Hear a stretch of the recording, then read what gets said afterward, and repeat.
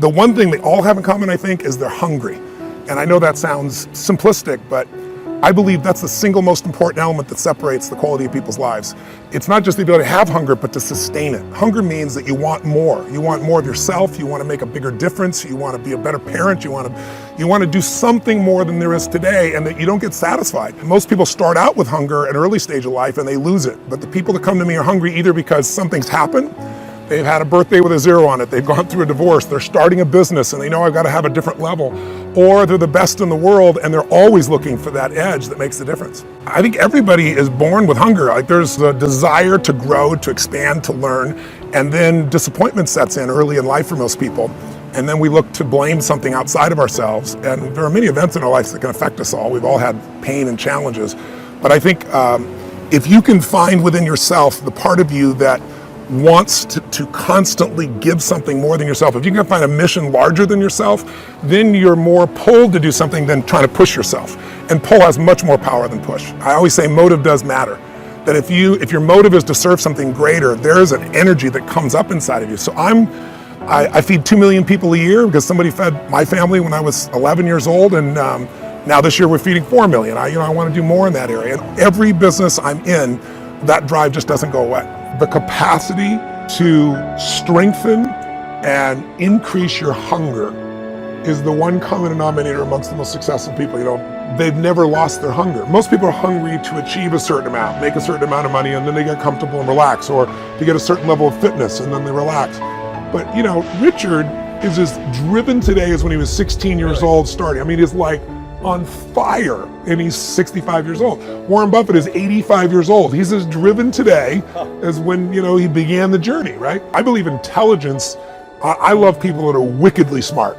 And I work to be wickedly smart by educating and training myself and so forth, and training my brain. There's a lot of intelligent people who can't fight their way out of a paper bag, right? Absolutely. Hunger is the ultimate driver, because if you're hungry, you can get the strategy, you can get the answer. If you can't model it, you can find it. So hunger, modeling would be maybe the next best skill. Knowing that success leaves clues.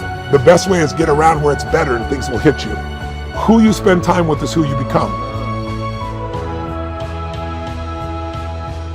How bad do you want your goal right now? Do you want it as bad as breathing? Do you want it as bad as anything you ever wanted in your life? And if you calibrate it at the highest enough levels, what I found is the people that are the hungriest, they find a way.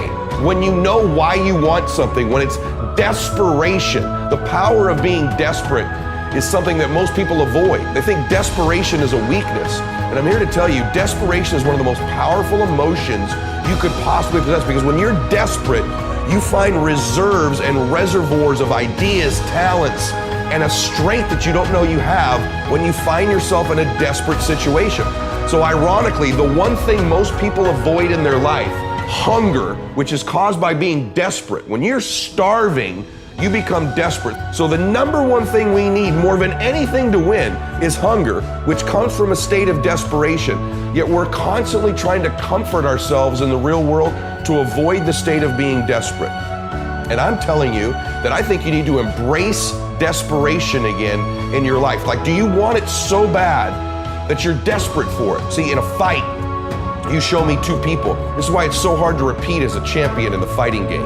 Because you show me someone who's up and coming, who's hungry for that title, who's never had it before, who can taste it, who knows if they win that belt, their whole life's gonna change. They're gonna be champion of the world, all the endorsements, all the money, all their family life, all their parents' lives are gonna change. You show me somebody chasing that, hungry for it, against someone who's just trying to hold on to a title.